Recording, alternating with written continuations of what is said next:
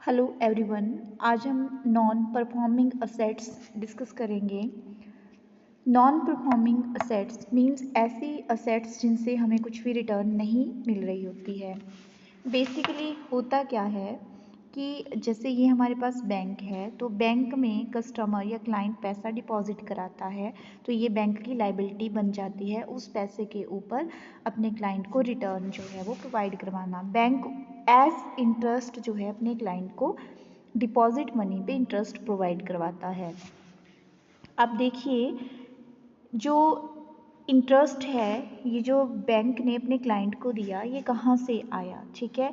तो इसके लिए क्या होता है कि जैसे ये पैसा बैंक के पास गया, बैंक इस पैसे को क्या करता है कि एज लोन जो है वो अदर्स में डिस्ट्रीब्यूट करता है और लोन के ऊपर इंटरेस्ट लेता है।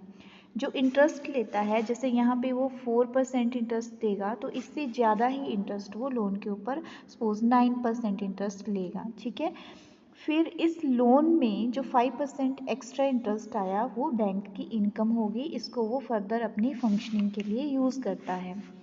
अब जो लोन हमने दिया है, ठीक है, बैंक की एक असेट है जो उसको इनकम प्रोवाइड करवा रही है, ये असेट जो है नेगेटिव में चली जाती है, तो ये एनपीए हो जाती है। मींस अगर इस लोन के ऊपर हमें ब्याज नहीं मिल रहा है, जैसे कोई कस्टमर है हमारा जिसको हमने लोन दिया है, वो लोन के ऊपर हमें जो है अपनी इंटरेस्ट की किश्त नहीं चुका रहा है, तो वो असेट हमारे लिए नॉन परफॉर्मिंग असेट कहलाती है। इसको स्ट्रेस्ड लोन भी बोलते हैं।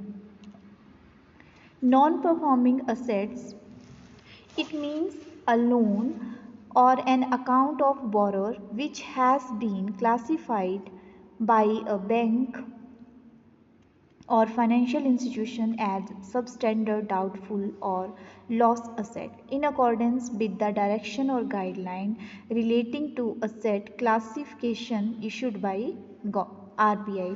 मतलब एक ऐसा लोन, ठीक है, जिसके ऊपर हमें इनकम नहीं मिल रही है और उसके इनकम ना मिलने पर आरबीआई की गाइडलाइंस और डायरेक्शन के अंडर जो है इसको एक नॉन परफॉर्मिंग असेट जो है डिक्लेयर किया गया हो।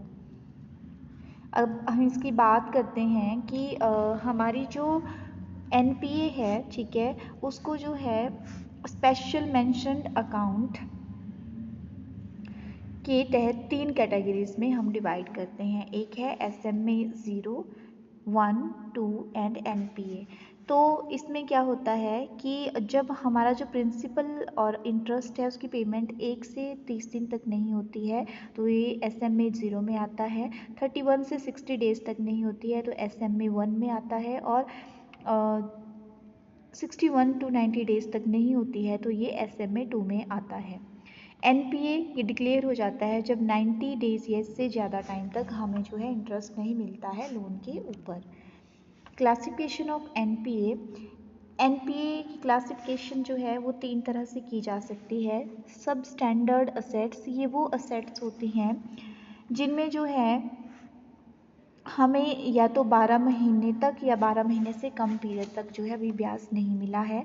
दूसरी होती है डाउटफुल असेट्स, इसमें क्या होता है कि पूरे कंप्लीट हमें जो है वो 12 महीने या 1 ईयर तक जो है वो इंटरेस्ट नहीं मिला है। और लॉस असेट्स, इसमें क्या है कि जहाँ पे बैंक ने जो है इसको एज आरबीआई की इंस्पेक्शन हुई और इसको डिक्लेयर कर दिया है कि ये हमारे लिए एक लॉस असेट्स हैं। It is one where loss has been identified by bank और इंटरनल और एक्सटर्नल ऑडिटर और RBI inspection but the amount has not been written off only. Reasons behind NPA, तो रीजंस की बात करें तो क्या वजह है कि हमें जो हमारी असेट्स जो हैं वो एनपीए हो जाती हैं, बैंक की असेट्स एनपीए क्यों होती हैं। फर्स्ट है डिफॉल्ट, आपका बोरर डिफ़ाल्टी हो जाता है। दूसरा है इकोनॉमिक कंडीशंस, जैसे कि हमारे हालात ऐसे हो जाते हैं जिसकी वजह से जो बोरर है वो पेमेंट नहीं कर पाता है, जैसे अभी कोविड आया, कोविड की वजह से भी बहुत इकोनॉमिक क्राइसिस आए हैं। नो मोर प्रॉपर रिस्क मैनेजमेंट, अगर प्रॉपरली जो है वो रिस्क को मैनेज नहीं किया गया है, ठीक है, हिस्ट्री नहीं देखी आपने क्लाइंट की, बिना हिस्ट्री अच्छे से चेक किए हुए उसकी सेविंग्स या उसके इनकम के सोर्सेज को प्रॉपरली चेक नहीं किया और उसको जो है इंटरेस्ट पे लोन दे दिया, तो वहाँ पे भी ऐसा हो जाता है। मिसमैनेजमेंट भी एक रीज़न रहता है कि आप जो है मैनेज नहीं कर पा रहे हो अपने क्लाइंट को प्रॉपरली और वो आपको हल्के में ले रहा है, तो ये इसमें एक रीज़न आ सकता है। डाइवर्जन ऑफ फंड्स, समटाइम क्या होता है, जो बोरर होता है वो फंड्स को इधर उधर इन्वेस्ट कर देता है। जैसे किसी ने फैक्ट्री चलाने के लिए फंड लिया हुआ है, ठीक है, लोन लिया हुआ है, तो फैक्ट्री में जो है इन्वेस्टमेंट वो नहीं करता है, उसको फर्दर कहीं मैरिज में खर्च कर देता है पैसे को, तो क्या होगा, फैक्ट्री से रिटर्न आएगी नहीं, क्योंकि वहाँ खर्चा नहीं हुआ, रिटर्न नहीं आएगी, तो उसकी इनकम नहीं होगी तो इंटरेस्ट पे नहीं कर पाएगा। उसके बाद इम्पैक्ट ऑफ एनपीए का इम्पैक्ट सीधा प्रॉफिटेबिलिटी पे पड़ता है, वो कम हो जाती है, लिक्विडिटी हमारी कम हो जाती है, अपॉर्चुनिटी कॉस्ट से बढ़ती है, waste of valuable management time, ठीक है, क्योंकि लोन केस बनाने में भी मैनेजमेंट का टाइम लगता है और उस पर इतना टाइम लगाया, रिटर्न नहीं आ रही, तो वेस्टेज होगी। लॉस ऑफ क्रेडिबिलिटी का जो है यहाँ पे लॉस होता है, ठीक है, ये हमें ये शो करता है कि पुअर मैनेजमेंट है, it reflects poorly on management. Impact on share price जो है उनकी वैल्यू कम हो जाती है, प्राइस कम हो जाता है। प्राइस ऑफ लोन, ठीक है, interest rate will shoot up badly, जब लोन है, ठीक है, उसके प्राइसेस जो हैं वो शूट अप होते हैं बैडली क्योंकि रिटर्न नहीं आई है। Finally it will lead to lower growth and higher inflation because of higher cost of capital. बात करते हैं टाइप्स की, तो टाइप्स की जब बात करें तो हमारी जो एनपीए है वो ग्रॉस और नेट दो तरह की होती है। ग्रॉस मीन्स टोटल, ठीक है, टोटल जो हमारा हमने निकाला कि इतने का अमाउंट जो है हमारा बैड डिक्लेयर हो गया है, इसकी वापसी की और इसके ऊपर ब्याज की वापसी की कोई उम्मीद नहीं है। जब नेट की बात करते हैं तो जो हमारा ग्रॉस एनपीए है उसमें से हमने जो प्रोविज़न करके रखे थे कि हो सकता है कि हमारी एनपीए जो है वो डिक्लेयर हो जाए, तो उस टाइम में जो लॉस होगा तो उससे बचने के लिए अगर आपने कोई प्रोविज़न करके रखा है तो उस प्रोविज़न के अमाउंट को यहाँ आप जो है वो लेस कर देते हो। देखिए यहाँ पे क्वेश्चन में भी ये बताया हुआ है, तो आप यहाँ से देख सकते हो। देन नेक्स्ट है NPA management strategies. NPA management strategy दो तरह की होती है, प्रिवेंटिव और क्यूरेटिव। प्रिवेंटिंग की बात करें तो इसमें जो है आप बचाव रखते हो अपना, बचाव में आता है कि नो योर क्लाइंट, KYC, अपने क्लाइंट को अच्छे से आप जानते हो, उसकी पेइंग कैपेसिटी क्या है, उसकी सेविंग कितनी है, अर्निंग का क्या सोर्स है।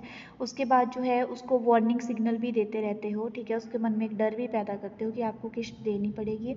उसके बाद प्रॉपर क्रेडिट असेसमेंट और रिस्क मैनेजमेंट मैकेनिज्म आप जो है फॉलो करते हो। उसके बाद है कि रिड्यूस्ड डिपेंडेंस ऑन इंटरेस्ट के ऊपर ही आपने अपने इंस्टीट्यूट को या फाइनेंशियल इंस्टीट्यूट को जो है डिपेंड नहीं रखना है। उसके बाद आपने एक स्पेशल मेंशन कैटेगरी में आप उस क्लाइंट को शो कर सकते हो जो पेमेंट नहीं कर रहा है, डिफ़ॉल्टर जैसे आपने उसको डिक्लेयर कर दिया, तो इसका भी बहुत फ़र्क पड़ता है। क्यूरेटिव मैनेजमेंट की बात करें तो क्यूरेटिव मैनेजमेंट में जो है जैसे आप रिफेजमेंट ऑफ लोन्स को रिफेज कर सकते हो। उसके बाद प्रेशर बना सकते हो रिकंस्ट्रक्शन के ऊपर, एनकरेज कर सकते हो सिक यूनिट को हेल्दी यूनिट में कन्वर्ट करने के लिए। उसके बाद जो है स्क्रूटनिंग कर सकते हो, ठीक है, आप जो है यूजिंग असेट्स रिकंस्ट्रक्शन कंपनी उनकी हेल्प ले सकते हो, रिकवरी के अगेंस्ट जो है आप एक्शन ले सकते हो। टूल्स फॉर रिकवरिंग एनपीए को आप कैसे रिकवर कर सकते हो, लोक अदालत में जाके, ठीक है, डेट रिकवरी ट्रिब्यूनल्स हैं वहाँ पे अप्लाई करके, DRT, या फिर जो है आप SARFAESI एक्ट 2002 के तहत जो है वो अपने लोन की रिकवरी, एनपीए की रिकवरी कर सकते हो। Asset recovery construction company India limited की आप हेल्प ले सकते हो। कॉर्पोरेट डेट रिकंस्ट्रक्टिंग की आप जो है हेल्प ले सकते हो। उसके बाद ये जो है आपके SARFESI एक्ट 2002 के बारे में बताया गया है थोड़ा सा। ये इस एक्ट को बोलते हैं scrutinisation and reconstruction of financial assets and enforcement of security interest act, ठीक है। इसमें प्रोविज़न दिए गए हैं कि लीगल प्रोविज़न से आप अपने ड्यू को कैसे रिकवर कर सकते हो। आप जो है अपने बोरर्स को जो है नोटिस दे सकते हो, ठीक है, और उसको टाइम पीरियड दोगे, कितने टाइम पीरियड में आप अपने पैसे को जो है जो हमारा ड्यू पैसा बन रहा है आपके पास उसको डिपॉजिट करवाइए। अगर आप जो है वो पे नहीं करते हो तो आपकी असेट जो है वो बेच दी जाएगी या लीज पे किसी को दे दी जाएगी। असेट रिकंस्ट्रक्शन की इसमें बात है, इसमें कुछ कंपनीज के एग्जांपल दिए हुए हैं, ठीक है। तो एनपीए की प्रॉब्लम जो है वो हमारी गवर्नमेंट और आरबीआई के बीच का मुद्दा है, ठीक है। एनपीए प्रॉब्लम की हम बात करें तो इनको इस तरह से जो है वो शो किया जाता है। गवर्नमेंट सॉल्यूशन की बात करें तो गवर्नमेंट ने इसके लिए जो है सॉल्यूशन दिए हुए हैं, एक्ट बनाए हुए हैं, ठीक है। और अगर हम बात करते हैं आरबीआई के सॉल्यूशन की तो आरबीआई ने 3 टायर दिए हैं इसके, जिसमें बोला है कि स्ट्रेस टायर 1 में स्ट्रेस्ड अकाउंट, ठीक है, 1000 से करोड़ तक की जो असेट हैं, ठीक है, एनपीए हैं, उनको ट्रीट किया जाएगा और इनको एआरसी को बेचा जा सकता है। टायर 2 में बोला है कि 5000 तक के जो लोन हैं, ठीक है, उनको जो है ट्रीट किया जाएगा और इनको रिसॉल्व्ड थ्रू वेरियस आरबीआई स्कीम के अंदर जो है इनका जो इशू होता है उसको सॉल्व किया जाए। और टायर 3 में बोला है कि अगर 5000 करोड़ से ऊपर का अमाउंट है तो इसको जो है नेशनल कंपनी लॉ ट्रिब्यूनल 2016 के अंदर जो है वो ट्रीट किया जाएगा।